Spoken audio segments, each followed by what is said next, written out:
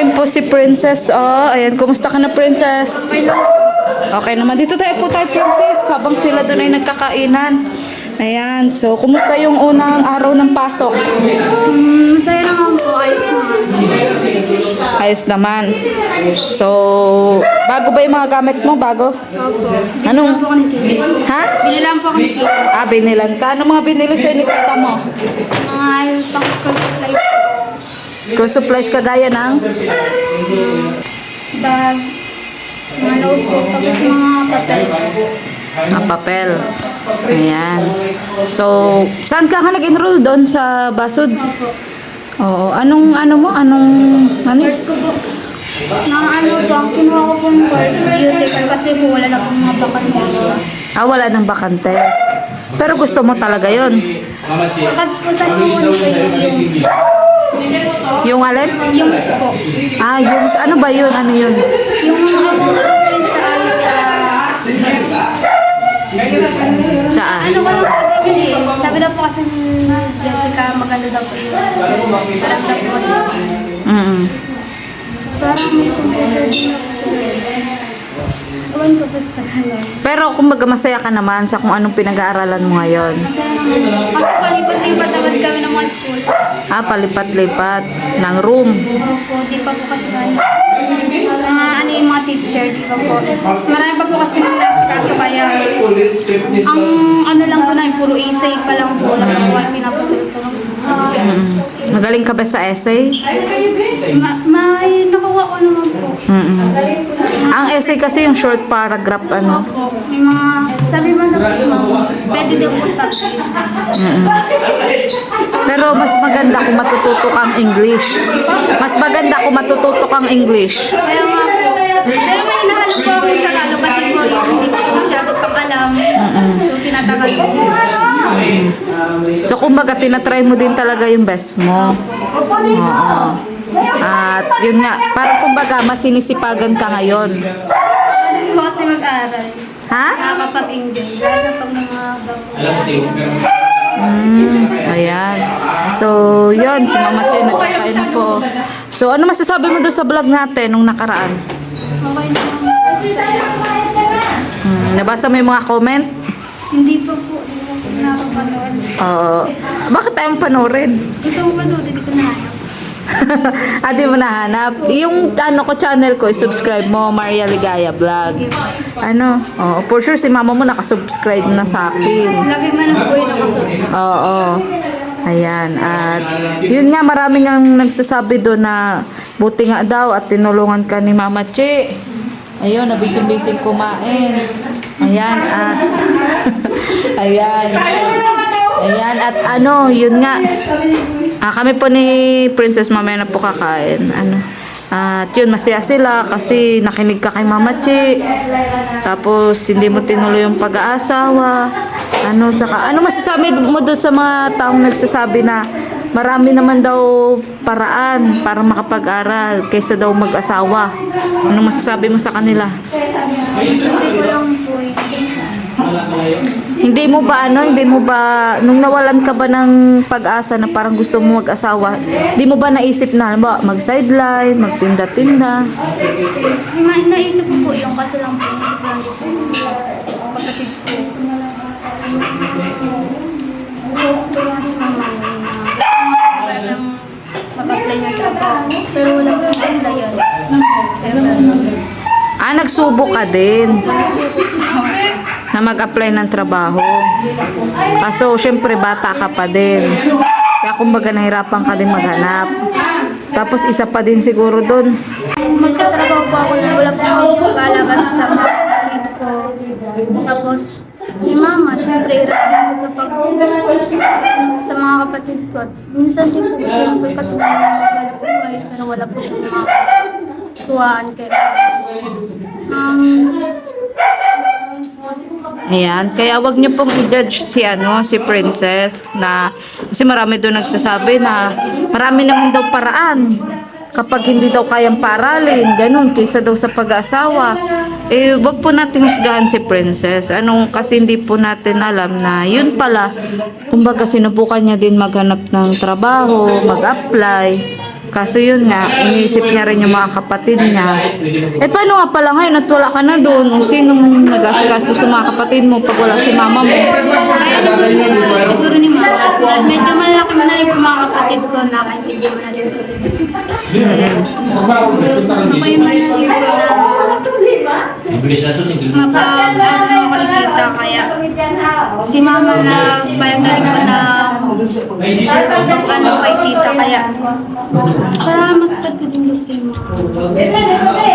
Di mo ba sila namimiss? Na-miss ko naman po. Pero Bakit yung mga chichilas sa kanya? muna kasi pero pag makakapuntas po ako,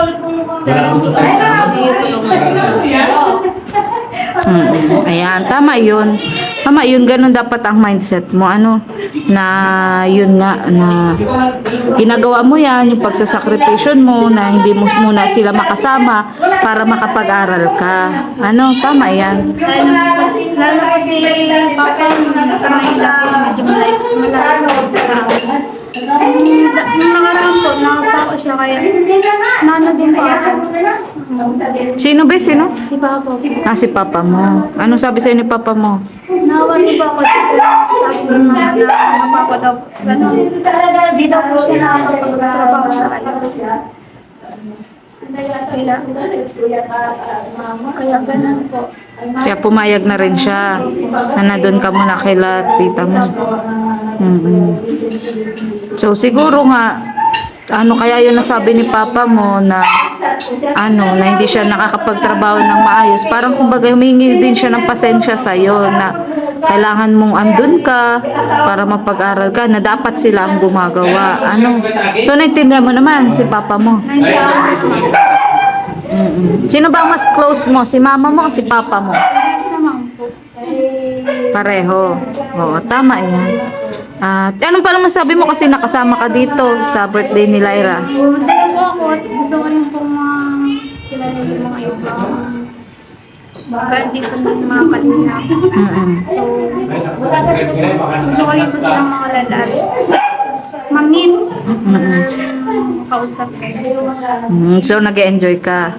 Ayan. Kaya nga sabi ko kay Mama Che, isama kayo ni Jessica para kumbaga makilala nyo rin yung iba namin tinutulungan. Tsaka birthday naman to eh. Ano?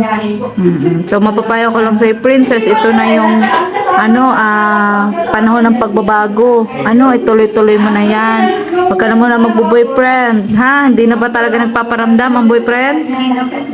Oo. Ayan, tama yan. Ano pala ang nasabi ni Ate Krista mo nung na-vlog kita? Nabalitaan niya na vlog kita. Pero alam niya na. Oh, hindi ka pa ba niya pinapayuhan na halimbawa ay princess galingan mo, ganito, ganyan. Pinapaya naman po. Nakikinig naman po. Oh, anong sinasabi niya? Pinapatuloy mo na yung pag-aaral mo. Mag-ibay po. So, naintindihan mo naman siya. Oh, tama yun. Kasi para din naman yun sa'yo. Ano? At yun, mababait naman ba sila Mama Che, sila Jessica bilang kasama sa bahay? Ayan. Saka swerte mo kasi merong Mama Che na gustong umano sa'yo, tumulong sa'yo. Ano? So, sana hindi ka madadala sa amin sumama. Ha? Oo, sana sa mga susunod naming lakad or kung may event ang Kalingap, sama ka din namin. Ano? At huwag ka rin mahihiya sa vlog. Ano? So, anong mensahe mo sa mga viewers sa makakapanood sa'yo? Sabi ko lang. Sabi ko lang sa mga viewers, maraming salamat po sa pagsusuportahan. Pagpulong niya tuloy kayo sa akin. At huwag po kayo magalala, pagpapatuloy ko po yung pag-aaral ko.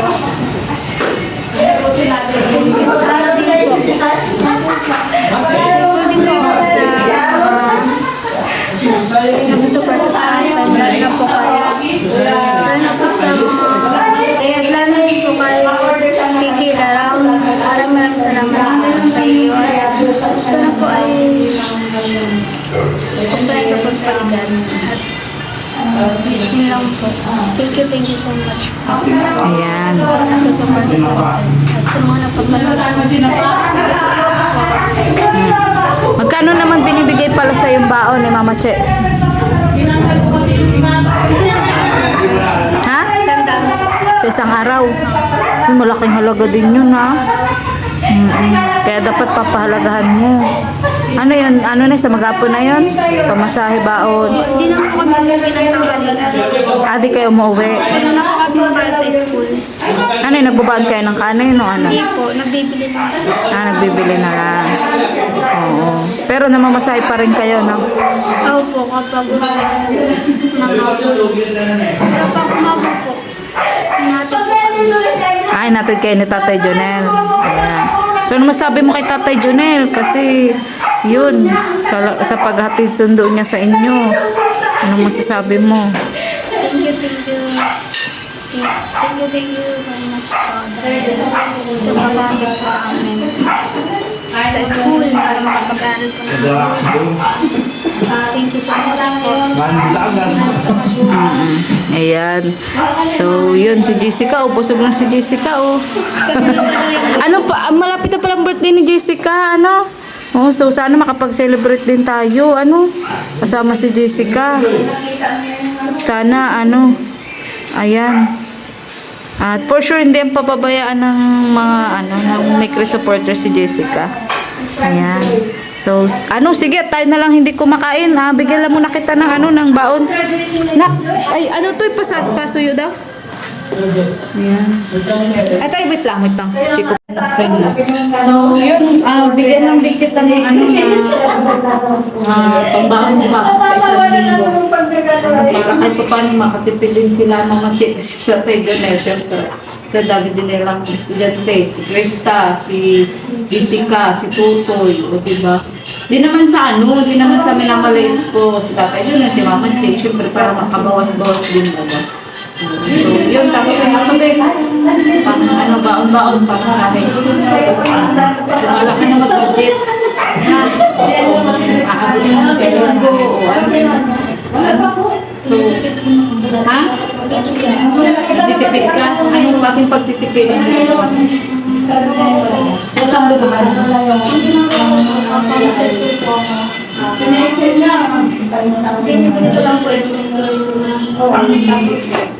Paano mo pamasahe? Pero kapag isang araw na alam namin para si mami, makakita niya. So, pipili ko. Pero kung rin ang mga ganyan dito,